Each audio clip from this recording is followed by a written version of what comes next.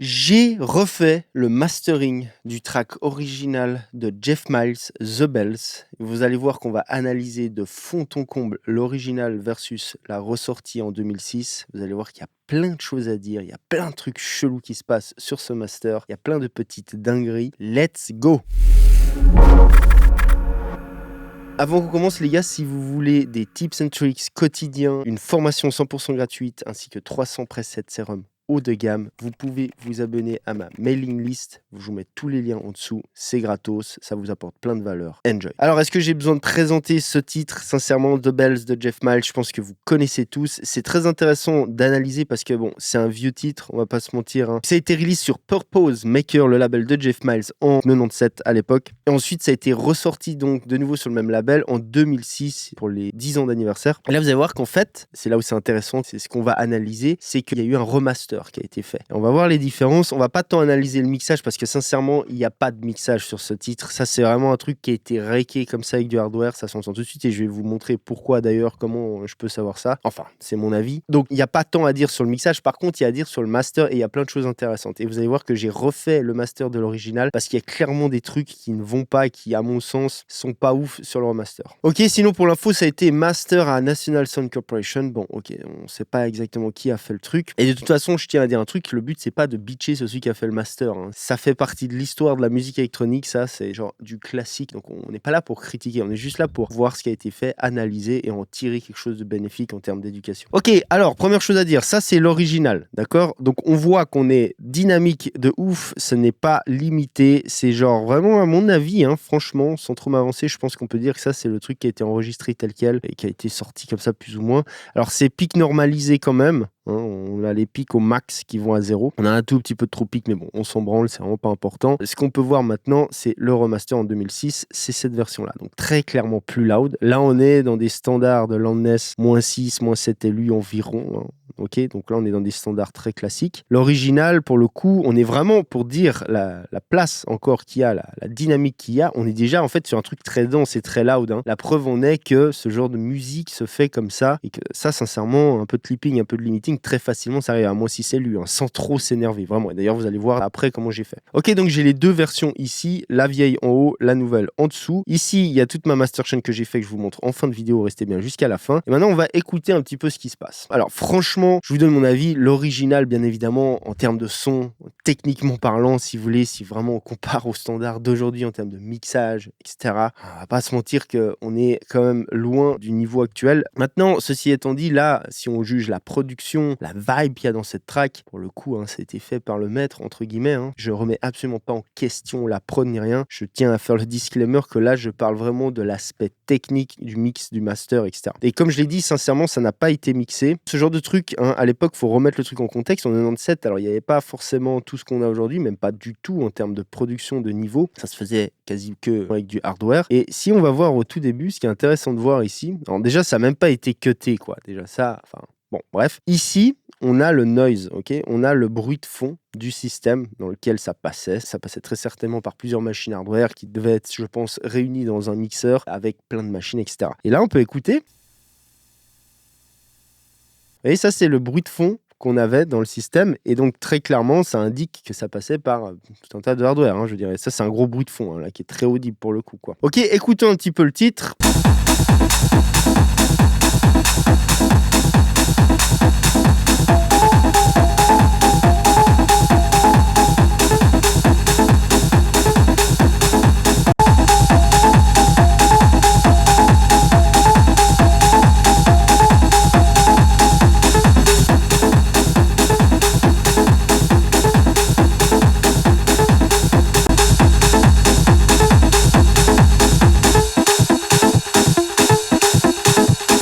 Ok, donc là, je switchais entre la vieille et la nouvelle. Alors, très sincèrement, en termes de son, si on enlève le fait que ce soit plus loud sur le nouveau master, moi, je préfère de loin le son de l'original. Vraiment. Pourquoi? Parce que le master, en fait, est super élargi. Et en réalité, ce mix, c'est plus ou moins un truc mono. C'est-à-dire que là, que ce soit dans l'un ou dans l'autre, on n'a pas vraiment de placement stéréo. On n'a pas des choses qui ont été panées. On n'a pas eu de travail, en fait, réellement fait sur la stéréo en tant que telle, sur l'image stéréo. On a un fichier qui n'est pas full mono. Sincèrement, là, c'est très dur à dire pourquoi, mais dans la chaîne, il va y avoir des trucs qui ne sont pas exactement calibrés en gauche et droite, et du coup, il y a des différences gauche-droite qui se sont créées. Alors déjà, il y a des choses pas centrées, bon, ok, mais on voit très clairement que c'est fixe, ok, qu'il y a toute une partie du spectre qui est un peu décentrée, qui est stéréo, entre guillemets, qui n'est pas donc du vrai concret full mono, mais c'est pas parce que le truc a été mixé en stéréo, c'est parce que là, il doit y avoir un truc, comme je dis, des différences gauche-droite. Regardez bien. Donc là, on écoute l'original, hein.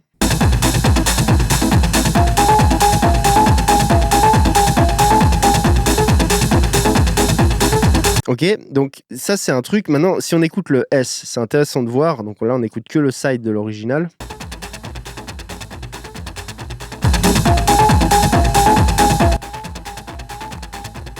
Vous voyez que sensiblement, on peut même voir le spectrum en vrai, hein.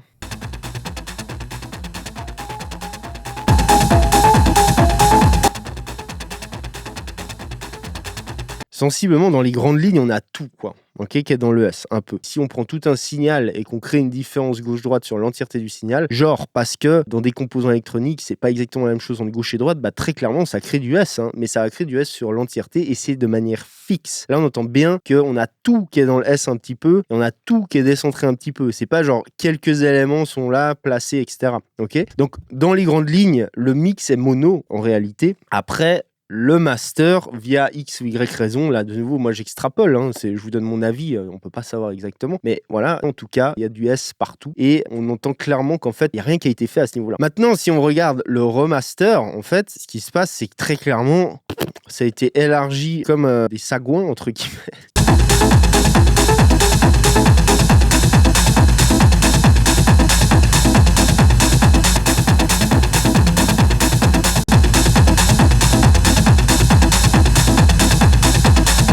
Et on se retrouve en fait avec un master qui est encore moins centré qu'avant. C'est-à-dire qu'avant, on avait plus ou moins que les high mids qui étaient un peu décentrés, ce qui est en vrai, bon, c'est pas l'idéal, mais disons que c'est ok. Et là, pour le coup, en fait, tout est spread comme ça globalement sur le mix. Et franchement, moi, je suis vraiment pas fan de ça. Pourquoi ? Parce que je préférais vraiment pour le coup une version full mono. Parce que cette espèce de pseudo-image stéréo qu'on a, elle amène rien si ce n'est de spread le mix et d'enlever en fait ce côté punch qu'on a quand on est en mono. Ok ? Alors que sur l'original, au moins, on a tout le bas mid qui est quand même bien punchy, centré et qui est plus au milieu, quoi. Qui n'est pas décentré comme ça et du coup, on garde vraiment ce punch. Donc ça, c'est le premier truc. Après, fréquentiellement parlant, sur le master, il y a eu un petit peu de basse qui a été rajouté. Alors ça, pour le coup, c'est bien, hein, j'ai envie de dire. Dans le mixage, globalement, il y a des sortes de déséquilibres, on va appeler ça comme ça. Bon, ça fait partie aussi du charme du track, mais techniquement, on a quand même des éléments qui spike bien violents quand il y a les bells, en fait, hein. Ça...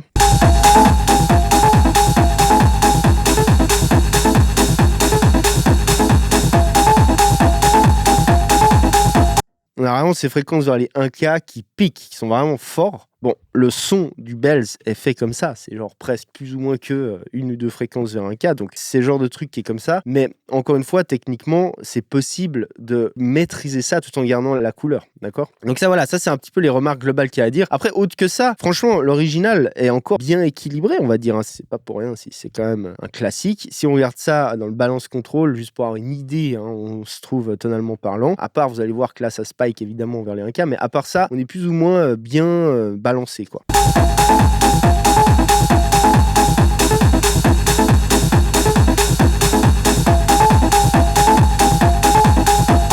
Vous voyez qu'en gros, c'est quand il y a le bells, bon, ça spike, parce que là, il y a énormément d'énergie à cet endroit-là, mais autre que ça, on est dans les grandes lignes, on est dans les clous, quoi. Sans forcément se référer sur ce plugin, hein. Je veux dire, globalement, le mix est ok, quoi. Spécialement pour l'époque, hein. Et pour vous dire, il y a plein de trucs en musique électronique, spécialement en techno, en réalité, il n'y a pas vraiment de mixage en soi tel qu'on l'entend aujourd'hui, c'est-à-dire il n'y a pas un mec qui s'est mis pendant quelques heures à vraiment se focus uniquement sur l'aspect technique du son, le côté créatif et technique du mixage et qui était là pour embellir le truc. C'est plutôt les mecs produisaient, ils avaient tout un setup de machine à l'époque, hein, faut voir ça comme ça. Ils faisaient un truc et après c'était enregistré un peu en one shot, quoi. C'était un petit peu la manière de faire. Et c'est fine dans le sens où ça sort des trucs, c'était des limitations, mais qui en réalité, je pense que les mecs à l'époque étaient plus créatifs en moyenne que les mecs maintenant, quoi, qui ont une pléthora de choix de tout ce qu'ils veulent techniquement, mais pour autant, il y a peut-être moins de vibe dans les tracks, il y a peut-être moins le côté créatif dans la production et la composition. Je pense que vous serez tous d'accord. Commentez là-dessus, ça peut être intéressant de débattre là-dessus. Donc maintenant, les balances tonales, en fait, si on regarde ici, il y a l'original, d'accord. Très clairement, on a cette grosse énergie qu'elle a, ça c'est le bel, sans problème. Et on a le remaster, ok. Donc on voit que c'est pas exactement la même. Voilà ce qui a été changé. Ça, c'est un très bon moyen de voir, entre un original et un master, ce qui a été fait fréquentiellement parlant, quoi. Donc très clairement, bon, on l'entend, mais on peut même le voir et le confirmer ici. Sur le remaster, vous voyez qu'il y a plus de basses. Ils ont poussé les subs, ça c'est un bon choix, sans problème. C'est globalement un petit peu plus équilibré, on va dire fréquentiellement parlant. Après, autre que ça, il n'y a pas énorme différence non plus. Donc voilà la balance tonale, je vous l'ai montré dans une balance standard. Et maintenant, ce qui peut être intéressant de voir, c'est qu'est-ce que j'ai fait. Alors sincèrement, je n'ai pas pu m'empêcher. J'ai l'original, on a le remaster. Sur le remaster, moi très clairement, je n'aime pas le son de ce remaster. L'original sonne mieux pour toutes les raisons que je vous ai citées avant, c'est-à-dire l'histoire stéréo. Là, je sais pas ce qu'ils ont branlé, mais c'est pour moi vraiment pas un bon move, quoi. Après, c'est plus loud. Certes, ça, bon bah ok, c'est comme ça. Ça a été smashé un peu. Mais maintenant, je vais vous faire écouter donc mon master, d'accord, mon traitement que j'ai appliqué. Alors encore une fois, c'est pas pour faire genre j'ai la plus grosse, je peux faire mieux que le gars. C'est vraiment dans un but éducatif pour vous montrer les tricks et les techniques qu'il peut y avoir pour faire de la correction, tout simplement. Parce que là, c'est l'exemple typique. C'est un truc où il y a plein de corrections à amener. Ce que j'ai fait là, c'est dans les grandes lignes que de la correction quasi. Et c'est ça qui fait que j'arrive à un son que moi, perso, je préfère. Pour tous ceux qui souhaiteraient se former en profondeur sur des techniques de sound design pour créer des kicks basses techno bien violents dans ce genre et dans les nouveaux genres de techno hard actuels, j'ai une nouvelle formation qui s'appelle Hard Techno Kick Secrets qui vous apprendra absolument toute la science derrière le sound design de ce genre de sonorité. C'est absolument unique sur le marché, vous trouvez ça nulle part ailleurs. Si vous voulez vraiment vous former deep avec un vrai programme, une vraie méthode à appliquer qui vous aidera vraiment à obtenir des résultats dans ce genre de musique, je vous mets tous les liens dans la description. Pour le lancement, il y a une grosse offre dessus. C'est valable 2 semaines. Après ça, les prix reviendront à la normale. Il y aura en tout cas plus jamais d'offres aussi basses que ça, même lors de futures promotions. Donc dépêchez-vous si ça vous intéresse, c'est le moment. Formation Hard Techno Kick Secrets. Tous les liens sont en dessous. Ok, donc on commence par ma version et après je vous montre ce que j'ai fait.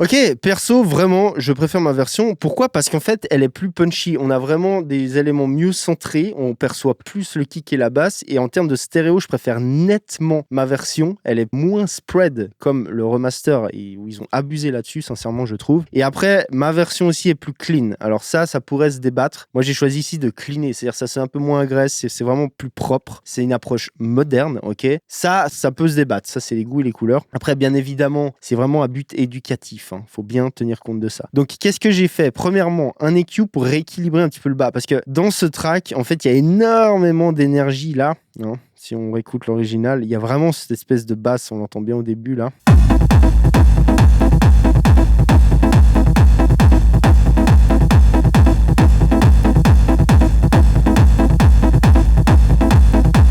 Donc ça remet un petit peu le focus sur la basse, sur le sub, d'accord ? Voilà pourquoi c'est le premier move. Ensuite, ici, c'est correction stéréo, donc je fous full mono, là, pour le coup, tout ce qu'il y a en dessous de... Bon, vous allez voir, en vrai.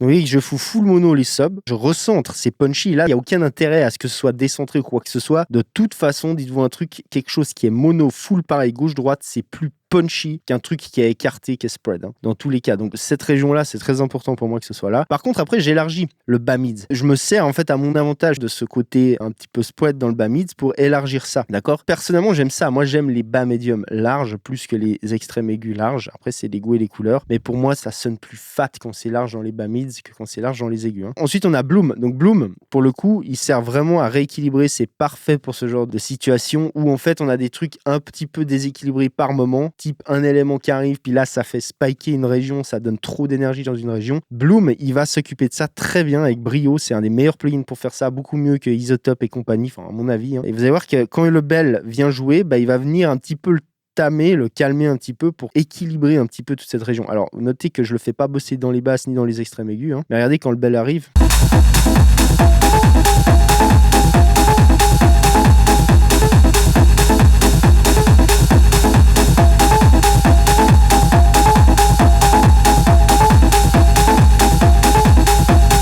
Vous voyez que c'est discret, mais néanmoins, ça équilibre un petit peu les choses. Bloom, c'est un super plugin pour ça. Ensuite, ici, on a TDR. Lui, il sert à manipuler la stéréo. Donc, avec lui, je recentre, je resserre pas en mono, hein, mais je recentre, je panne, si vous voulez, la partie aiguë. Regardez avec et sans, on peut regarder sans. Donc ça, on a très clairement tous ces highs qui sont pannés à droite un petit peu. Et avec, vous allez voir qu'on peut rétablir un petit peu l'équilibre, mais sans refermer la stéréo, hein.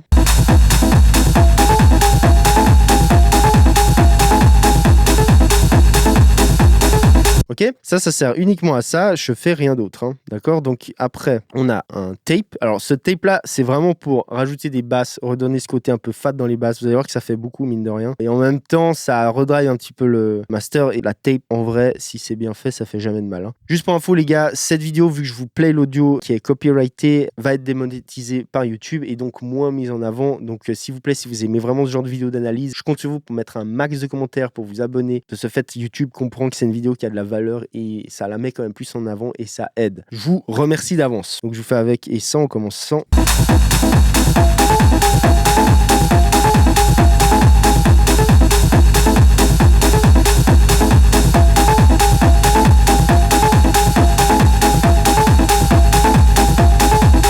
Ok, et ça a tendance à faire un peu smile EQ sur les bords, donc ça rajoute un peu de basse un peu aiguë. Et là, c'est parfaitement adapté à ce master parce qu'il est très chargé en mid avec ses bells et compagnie. Donc ça fait une pierre de coups, vous voyez que ça redonne du punch dans le bas. Et pour ça, ça marche très bien. Ensuite, j'ai Sous. Lui, c'est vraiment pour cleaner, hein. C'est vraiment, il va supprimer des résonances, spécialement là où ça fait mal, vers les 4K, il est ciblé.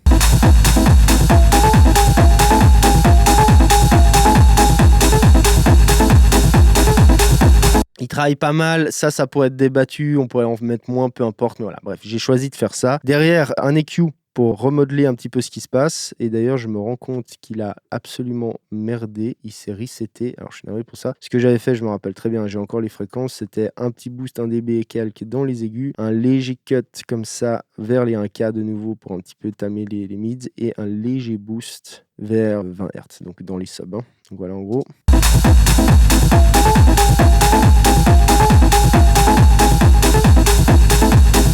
Bon, bref, de toute façon, c'est très subtil. Vous avez bien entendu, la différence n'est vraiment pas folle. Et après, bah là, c'est juste pour amener un peu de loudness, pour matcher en termes de loudness au master. Un coup de clipping, hein.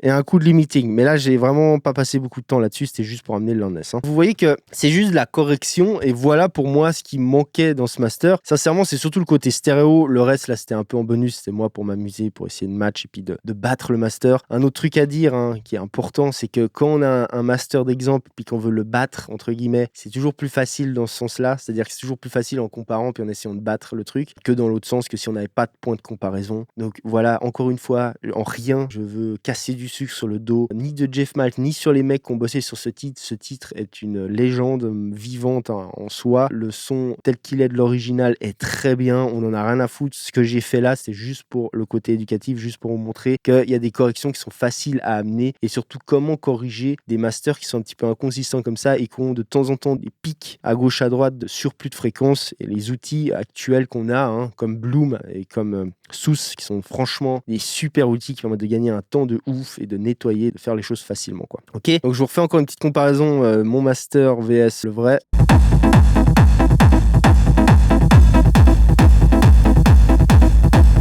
Vous voyez ce drive qu'on a dans le kick, pour moi c'est ça qui manquait clairement. L'original est un poil quand même centré sur les mids, ça drive pas vraiment assez. Ok, donc voilà mon analyse, voilà les trucs qu'il y avait à améliorer d'après moi, mais qui remis dans le contexte sont insignifiants parce que quand c'est sorti on s'en fout en vrai, enfin c'est pas ça qui est important en vrai, hein. Ce qui reste le plus important c'est la qualité de la prod, c'est-à-dire la vibe, et là pour le coup on est au max du max, on est à 100%, on peut pas enlever ça à Jeff Miles, hein. Pour le coup c'est un des maîtres en la matière, donc voilà.